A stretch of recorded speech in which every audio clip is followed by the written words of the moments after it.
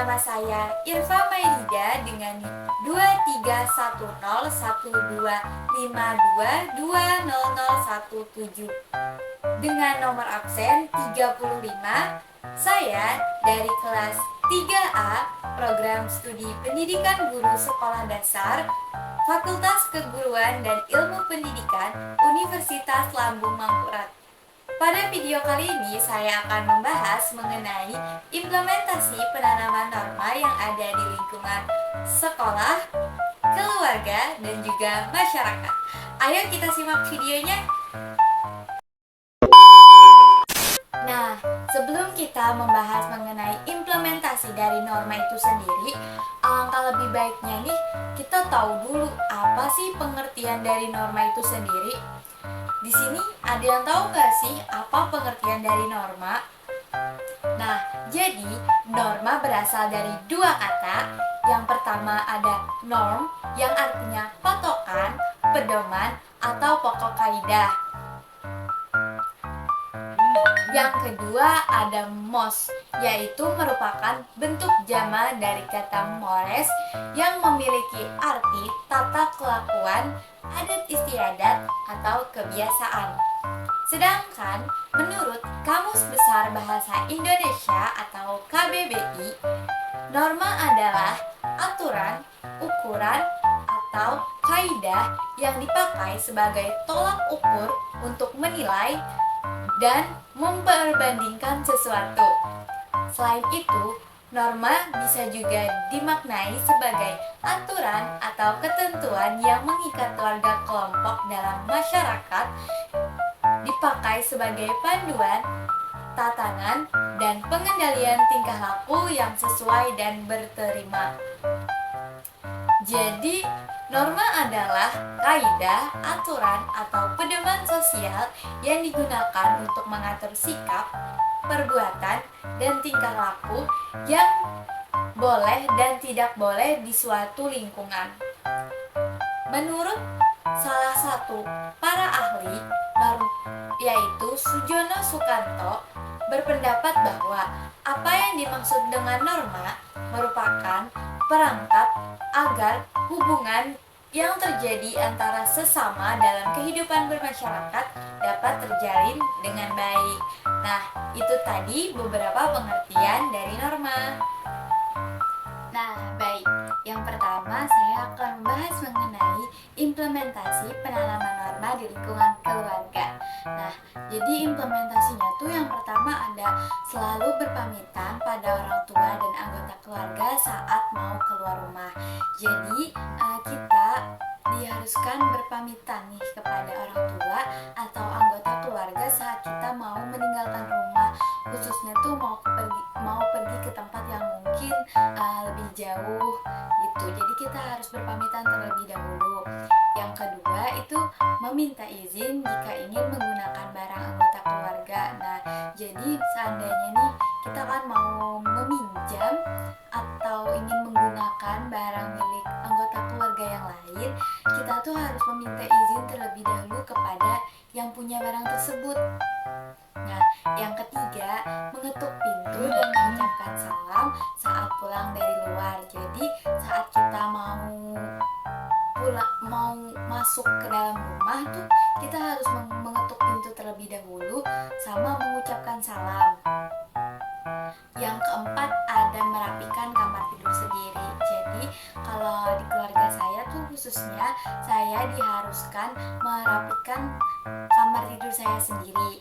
Nah, yang kelima itu saling menjaga antar sesama anggota keluarga. Jadi, sesama anggota keluarga kita tuh harus saling menjaga sama saling menyayangi satu sama lain. Terus yang keenam itu ada menjaga kebersihan rumah. Jadi, kalau di keluarga saya itu khususnya kita harus menjaga kebersihan rumah bersama-sama. Jangan mengotori rumah. Yang ketujuh ada melaksanakan ibadah. Jadi kami diwajibkan melaksanakan ibadah 5 waktu, yaitu sholat. Terus yang kedelapan ada menyiapkan keperluan sekolah sendiri. Jadi saya kalau di rumah itu diharuskan menyiapkan keperluan sekolah saya sendiri, dari mulai baju, buku, dan lain sebagainya. Nah, yang kesembilan itu berbicara sopan kepada orang tua atau yang lebih tua di rumah tersebut. Nah, jadi saya diharuskan berbicara sopan kepada orang yang lebih tua, terus menjaga nama baik keluarga. Nah, ada juga berpakaian yang sopan. Jadi di keluarga saya diharuskan menggunakan hijab saat ingin keluar rumah. Terus juga kalau di dalam rumah, saya tidak boleh memakai pakaian yang di atas lutut. Jadi saya harus menggunakan pakaian yang lengan panjang atau celananya tuh juga panjang, nggak boleh yang pendek gitu. Terus kalau mau keluar rumah juga saya harus menggunakan hijab. Yang terakhir tuh ada menaati dan mematuhi peraturan keluarga yang ada di dalam keluarga. Jadi kalau seandainya di keluarga kita tuh sudah punya aturan seperti yang saya jelaskan sebelumnya, kita tuh sebagai anggota keluarga kita harus menaati atau mematuhi aturan tersebut. Nah, itu tadi implementasi dari norma di lingkungan keluarga. Nah, yang selanjutnya saya akan membahas mengenai implementasi norma di sekolah. Yang pertama tuh ada datang tepat waktu. Jadi kita sebagai warga sekolah, kita harus datang ke sekolah tepat waktu sesuai dengan jam yang telah ditentukan. Yang kedua, menyapa guru, teman, dan warga sekolah lainnya. Jadi seandainya kita berpapasan dengan guru, teman, atau warga sekolah yang lainnya, kita harus saling menyapa. Minimal tuh kita senyum lah. Kalau kepada teman atau warga sekolah, kalau sama guru, kita mungkin bisa salim. Terus yang ketiga tuh menyimak penjelasan guru. Nah, jadi kita harus menyimak penjelasan guru dengan seksama saat guru sedang menjelaskan. Jadi kita nggak boleh tuh ngomong saat guru sedang menjelaskan. Yang keempat, memakai seragam sekolah sesuai dengan jadwal yang ditetapkan. Nah, biasanya kan kalau di sekolah-sekolah itu sudah ditetapkan, misalnya Senin sama hari Selasa itu seragamnya yang mana, Rabu Kamis yang mana, Jumat Sabtu yang mana. Nah, jadi kita harus menaati ketentuan atau peraturan yang sudah ditetapkan tersebut. Yang kelima ada tidak mencontek saat mengerjakan tugas atau ujian. Jadi kita tidak diperbolehkan atau diperkenankan untuk mencontek nih saat mengerjakan tugas atau ujian. Nah, yang keenam itu selalu izin saat berhalangan hadir ke sekolah. Jadi kalau seandainya kita sedang sakit atau kita sedang tidak bisa hadir ke sekolah karena ada beberapa hal tertentu, kita harus menggunakan yang namanya surat izin. Jadi gak boleh kita asal sembarangan gak masuk gitu, jatuhnya nanti dianggap bolos. Nah, yang ketujuh itu menjaga kebersihan lingkungan sekolah. Jadi kita warga sekolah tuh harus saling menjaga kebersihan lingkungan sekolah. Kita nggak boleh buang sampah sembarangan. Terus yang selanjutnya ada tidak mengganggu teman. Jadi kita tidak boleh mengganggu teman atau menjahili teman, mengusili teman, itu tidak diperbolehkan.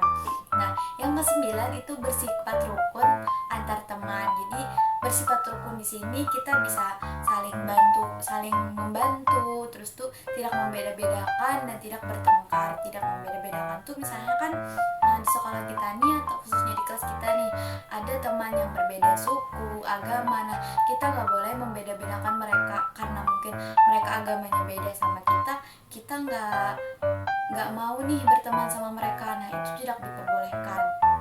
Terus tuh saling membantu. Nah, jadi seandainya kita melihat teman yang kesusahan atau dalam kesulitan, seandainya kita bisa dan kita mampu untuk membantu, kita diperkenankan untuk membantu. Nah, mungkin itu saja penjelasan mengenai implementasi penanaman norma di lingkungan sekolah.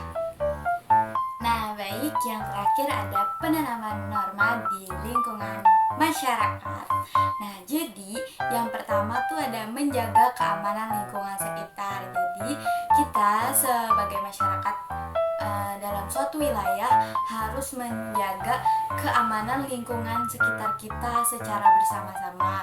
Terus yang kedua ada membiasakan diri untuk tertib. Yang ketiga, saling menghormati pada tetangga sekitar. Jadi kita harus saling menghormati dengan tetangga di sekitar rumah kita. Terus tuh bersikap hormat kepada orang yang lebih tua. Nah, jadi kita harus bersikap hormat nih kepada orang yang lebih tua daripada kita.